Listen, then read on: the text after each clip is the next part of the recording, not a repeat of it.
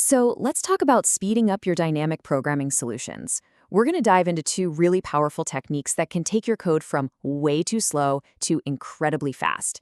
If you've ever gotten that dreaded time limit exceeded error, trust me, you're going to want to stick around for this. We have all been there, right? You spend hours, you come up with what feels like a super clever DP solution. You hit run, and bam, time limit exceeded.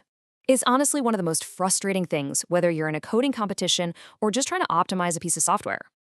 And a lot of the time, this is the culprit, a time complexity of n³, or maybe n². For a lot of problems, if you just follow the standard DP recipe, you naturally end up with these kinds of runtimes.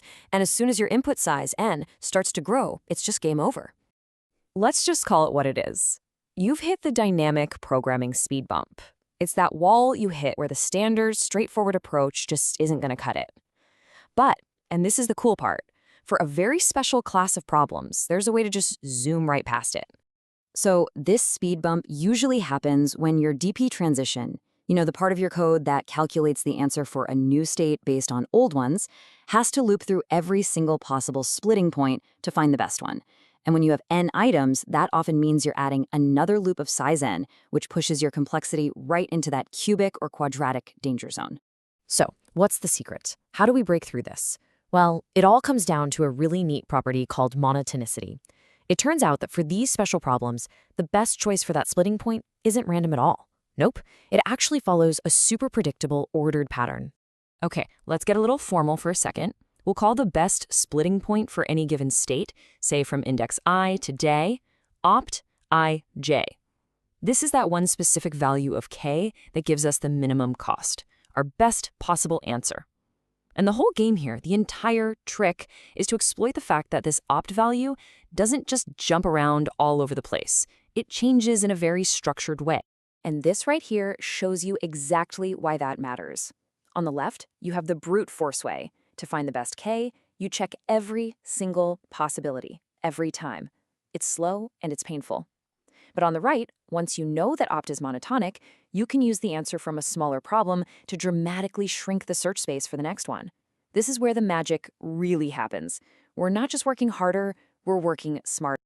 All right, let's look at our first tool that uses this secret, divide and conquer DP. This is a fantastic optimization that can take certain problems from a sluggish O of n² all the way down to a much, much faster O of n log n. So this trick works when your recurrence looks something like this. To figure out the answer for dpij, you have to look back at all the answers in the previous row, the i-1 row, and for each one, try it as a split point, k, adding some cost. The naive way to do this involves two nested loops, which is where that O of n² comes from. And here is the rule, the core condition for divide and conquer DP. It just means that the best split point for a problem of size j is always going to be less than or equal to the best split point for a problem of size j plus 1. Think about that for a second. As the problem gets bigger, the best place to split it never moves backward. It only ever stays put or moves forward. And that predictable movement is exactly what lets us divide the search space and conquer it way faster. Okay, on to our second technique, which is an absolute powerhouse for a very specific but common type of problem. This is Knuth's optimization, sometimes called the Knuth-Yau speedup. It's a classic for what's called range DP, and the speedup is massive. It literally shaves an entire factor of n off the complexity, taking you from n³ down to n². This is the classic range DP setup that Knuth is built for. The idea is, to find the best answer for a range from I to j, you try every possible place k to split it. Then you just add up the costs of the two smaller subranges you just created, plus some cost for combining them. If you do this the brute force way, you're looking at an n³ algorithm. And here is the condition for Knuth's. It's even more powerful. It says that the optimal split k for a range ij is literally sandwiched between the optimal splits of the two subproblems that are just one element smaller.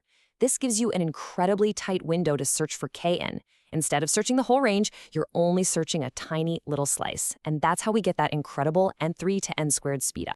So this table really just lays it all out for us. You've got divide and conquer DP, which is great for those row-by-row calculations, and it has that simpler, always moves forward condition.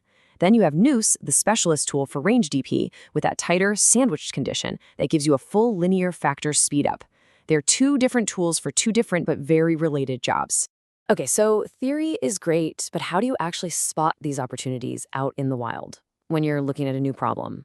Well, the key is to look for that structure, where you're trying to find an optimal solution by trying every splitting point k, and then just ask yourself, is it possible that the best choice of k has some kind of pattern? But, and this is a big but, the real challenge isn't usually writing the code for the optimization. As this quote points out, the hardest part is actually proving that your optimal split point function, your opt, is monotonic in the first place. You can't just guess, you have to have a way to be sure. And that proof often comes from this thing right here, the quadrangle inequality. Now, I know it looks a little intimidating with all the letters, but the core idea is actually pretty simple. Intuitively, it just means that wider is better. The cost of two separate, smaller ranges is usually more than the cost of one big range that covers both of them, plus a little one in the middle. It's this property, that combining things is often more efficient, that gives us the predictable, monotonic behavior that we need. So here's the mental checklist you can run through. First off, does my DP formula have a min or max that loops over splitting point k? If the answer is yes, you might be in business. Is it a standard range DP? If so, your brain should immediately scream Knuths. Then take a look at your cost function. Does it have that wider is better feel to it? And finally, a big clue is if the problem is asking you to find an optimal way to partition or group something. And that pretty much brings us to the end. So the real question I want to leave you with is this. Think back on the problems you've worked on, or maybe one you're stuck on right now. Where could you apply this monotonicity secret? Which one of your algorithms is just sitting there, waiting for that massive n³ to n² speedup?